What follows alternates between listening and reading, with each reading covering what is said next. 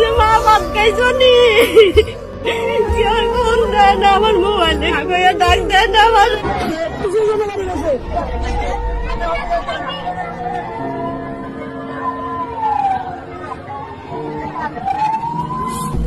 বিথির কারণে আজকে আমার ছেলের এই করুণ পরিণতি।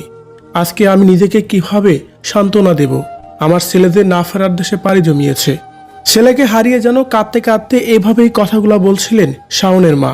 ভিউয়ার্স, শাওনের মা কাঁদতে কাঁদতে বিথিকে নিয়ে আরো কি বলছে এ বিষয়ে জানতে সম্পূর্ণ ভিডিওটি দেখে সঙ্গেই থাকুন। কেউই কয় না যে মা ভাত খাইছনি। গতকালকে 10টার দিকে বাইক অ্যাক্সিডেন্টে না ফেরার দেশে পাড়ি জমিয়েছে বিথির সহকারী সাকিবুল হাসান শাওন। তার মৃত্যুতে যেন একেবারে শোকে স্তব্ধ হয়ে গেছে পুরো ফেসবুকের ব্লগার ও কন্টেন্ট ক্রিয়েটরদের মধ্যে।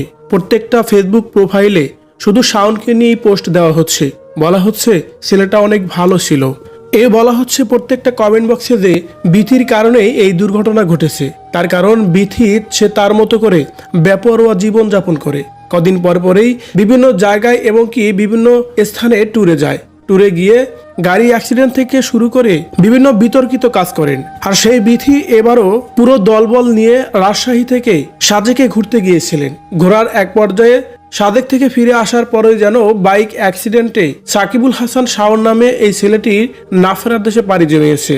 গাড়ির গতি ছিল একেবারে 150+। হঠাৎ করে নিয়ন্ত্রণ হারিয়ে ব্রিজের উপর থেকে খাদে পড়ে যায় শাওনের গাড়ি এবং কি শাওন পরক্ষণেই মাথায় রক্তক্ষরণ হয়ে মৃত্যুবরণ করেন। কিন্তু শাওন তো এই পৃথিবীর মায়া ত্যাগ করে চলে গেছেন। এদিকে এই বিষয়টি নিয়ে এবার কথা বলেছেন শাওনের মা। শাওনের মা কাঁদতে কাঁদতে বলেন, বিথির কারণেই এত বড় একটা দুর্ঘটনা ঘটে আমারও কোল খালি করে দিল। কারণ শাওন তো যেতেই চাইছিল না, আমিও তাকে বাধা দিয়েছিলাম। কিন্তু শাওন শেষ পর্যন্ত আমাকে একটা কথাই বলেছিল, সবাই একসাথে ট্যুরে যাচ্ছে, সেখানে যদি আমি না যাই তাহলে ভালো দেখায় না মা। আমি খুব দ্রুতই চলে আসব, 5-6 দিনের খুব বেশি একটা সময় লাগবে না। আর সেই ছেলে গেল তো গেল, একেবারেই গেল, আমার বুকটা একেবারেই খালি করে দিল। এভাবে যেন কান্না করতে করতে কথাগুলাই বলছিলেন শাওনের মা।